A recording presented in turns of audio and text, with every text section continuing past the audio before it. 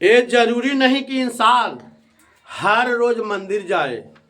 ये जरूरी नहीं कि इंसान हर रोज मंदिर जाए, बल्कि कर्म ऐसे होना चाहिए कि इंसान जहां जाए मंदिर वही बन जाए। ठीक है। तो हेलो माय डियर फ्रेंड्स, के निराला यूट्यूब चैनल में आप लोग का पुनः एक बार स्वागत है। और मैं आज इस वीडियो में दो चर वाले रैखिक समीकरण के हल करने के तीसरा नियम को बतलाने जा रहा हूं।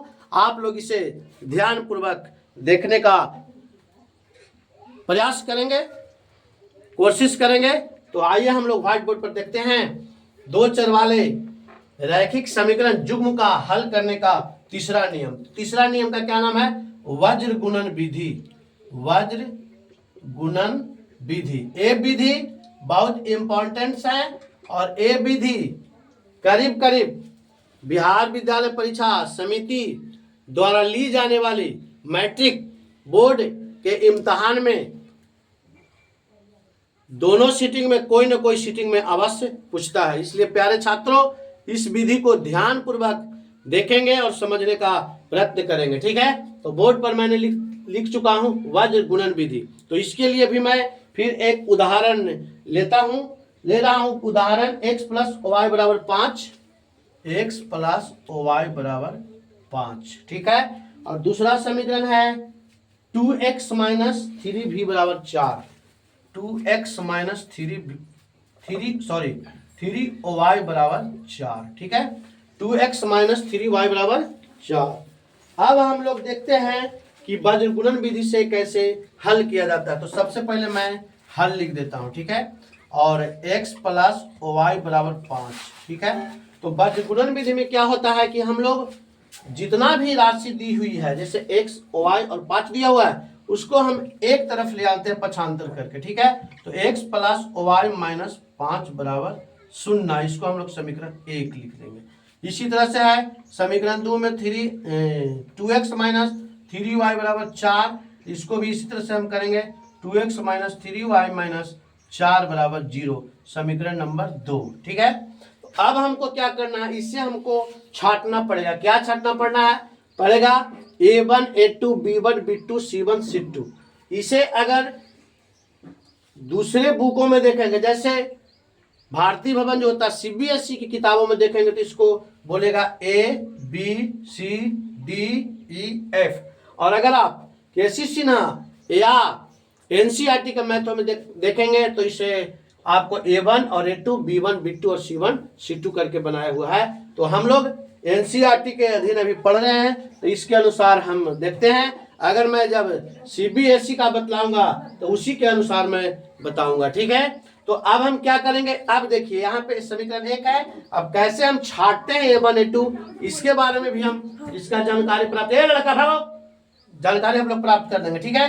तो चूंकि यहाँ समीकरण 1 है तो हम लिख देते हैं ए के बाद बी होता है, उसके बाद सी होता है, फिर लिखेंगे ए बी और सी। ठीक है। तो समीकरण 1 के लिए सब हम 1 लिखेंगे, जैसे a1 b1 c1। और 2 के लिए लिखेंगे 2 मतलब a1 a2 b1 b2 c1 c2। 1 के लिए देखिए a1 हो गया 1, a2 हो गया 2, b1 हो गया 1, b2 हो गया -3, c1 हो गया -5, c2 हो गया -4। ठीक है। अब हम क्या देखेंगे, सही है ना? अब हम क्या देखेंगे, अब इसके लिए हमको क्या करना पड़ेगा से समझ लीजिए। सही है। इसके लिए हमको वज्र गुणन का हम हल कर रहे हैं, तो देखिए हमको क्रॉस लिखना पड़ेगा। ठीक है। क्रॉस लिखने के बाद चूंकि हमको x y का मान निकालना है, तो यहाँ हम x लिखेंगे, यहाँ y लिखेंगे, यहाँ 1 लिखेंगे। ठीक है। इसके बाद क्या करेंगे कि सबसे पहले हमको b1 b2 लिखना है। क्या लिखना है? b1 b2। इसके बाद b के बाद c होता है तो लिखना है c1 c2। इसके बाद हम a छोड़ दिया है, यहाँ लिखेंगे a1 a2। इसके बाद फिर हम लिखेंगे b1 b2। ठीक है। इस सूत्र है। ठीक है ना। अब हम क्या करेंगे, हिसाब के लिए हम क्या लिखते हैं से देखिए। यहीं पे हम ऐसे खींच देते हैं और एक और क्रॉस पाड़ते हैं। ठीक है। तो यहाँ x लिखेंगे y लिखेंगे, 1 लिखेंगे। तो अब देखिए यहाँ बताता है कि b1 और b2, तो b1 मेरा 1 है, 1 लिखेंगे, b2 मेरा -3 है तो -3 लिखेंगे, ठीक है। इसके बाद b के बाद c होता है तो c1 मेरा -5 है, c2 मेरा -4 है। उसके बाद a1 लिखेंगे, चूंकि छूट यहाँ पे सूत्र बता रहा है a1 a2, तो a1 1 लिखेंगे, a2 2 लिखेंगे। उसके बाद b1 b2 होता है तो 1 लिखेंगे और -3 लिखेंगे, ठीक है। इतना बात आप लोग समझ रहे हैं। फिर हम अब क्या करेंगे, पहले हम प्रश्न को मिटाते हैं, ठीक है।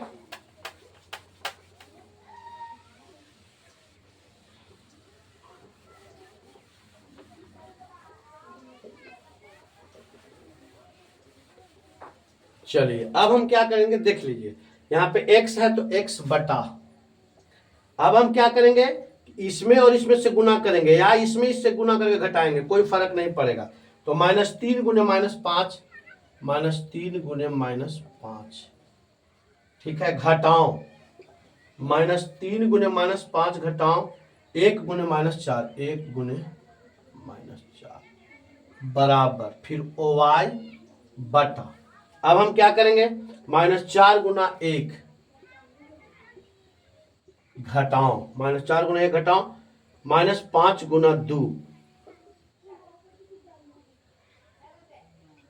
ठीक है, बराबर 1 बटा 1 गुना -3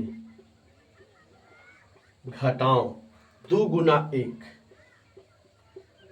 लिख दिया। अब हम क्या करेंगे, इसको हल करेंगे, इंप्लाइड दैट लिख देते हैं, x बटे माइनस माइनस प्लस हो गया तो 15 और माइनस माइनस प्लस 4 बराबर यहाँ पे OY बटे -4 और माइनस माइनस प्लस 10 बराबर 1 बटे -3 -2। फिर हम और आगे चलते हैं, इंप्लाई दैट x बटे 19 बराबर y बटे 6 बराबर 1 बटे -5, ठीक है।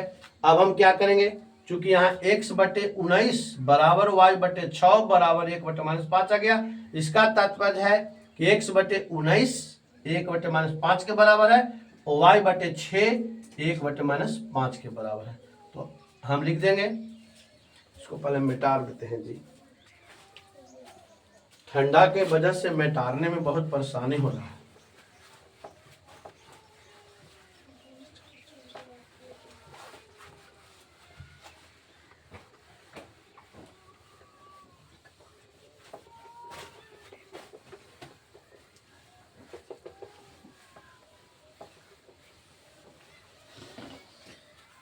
अब हम इसको ऐसे लिख देंगे, x बटे 19 बराबर 1 बटे -5, तो तिरछा तिरछी गुना करेंगे तो -5x बराबर 19, x बराबर 19 बटा -5, ठीक है।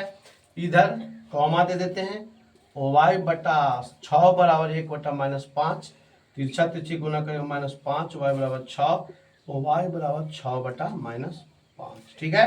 तो इसका हल कितना हो गया, x बराबर 19 बटा -5 कॉमा 6 बटा -5, ठीक है। यही आपका इस समीकरण का हल निकलेगा, ठीक है। अब एक और हम दूसरा उदाहरण से वज्र गुणन विधि को समझने का प्रयास करेंगे, ठीक है ना।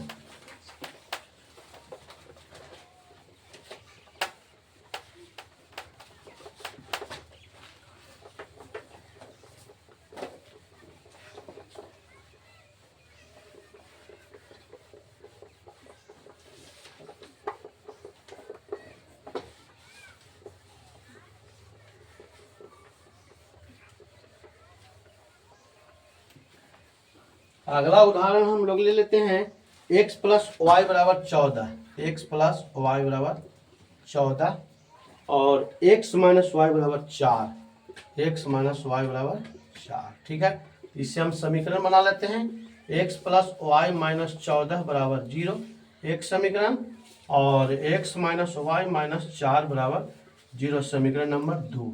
अब a1 a2 पिछले उदाहरण से आप समझ गए हैं a1 कैसे लिया जाता है, a1 बराबर 1 a2 बराबर 1, देखिए 1 का गुणज है x, b1 बराबर 1 b2 बराबर -1 c1 बराबर -14 और C2 बराबर -4। ठीक है, तो हम लोग इसका हल कर रहे हैं। ठीक है, प्रश्न मेरा था, प्रश्न लिख देते हैं x प्लस वाई बराबर 14 कॉमा x माइनस वाई बराबर 4 को वज्र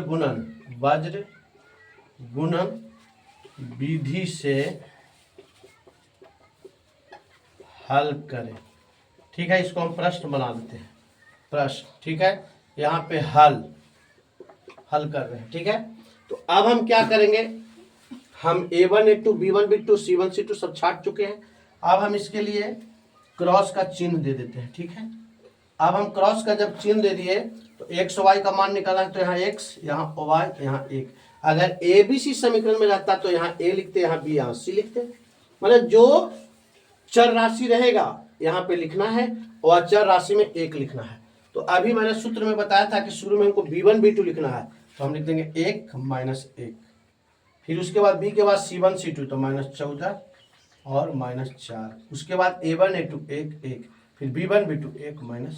ठीक है, अब हम इसको क्या करते हैं, ऐसे लिखते हैं, इम्प्लाई दैट x बटा 1 गुने -4 घटाओ -1 गुने -14, फिर बराबर y बटे -14 गुने 1 घटाओ -4 गुना 1 बराबर 1 बटा 1 गुने -1 घटाओ 1 गुने 1। ठीक है, अब हम इसको लिखेंगे यहाँ पे हो जाएगा x बटे -4 और यहाँ पे माइनस माइनस प्लस -14 बराबर y बटे -14 प्लस 4 बराबर 1 बटे -1 और -1। ठीक है, अब हम इधर आ जाते हैं, x बटे माइनस माइनस माइनस होता तो 14 4 18 बराबर y बटे -10 बराबर 1 बटे -2। ठीक है, तो ई भी इसका बराबर है, तो x बटे -18 बराबर 1 बटे -2 कट रहा है 9 बार में, तो x बराबर हो गया 9। ठीक है, ये घेर भी देते हैं और y बटे -10 बराबर 1 बटे -2 5 बार में कट गया, इसलिए y बराबर कितना हो गया 5 हो गया। ठीक है ना, तो इसलिए आपको हल कितना होगा, x बराबर 9 और y बराबर 5।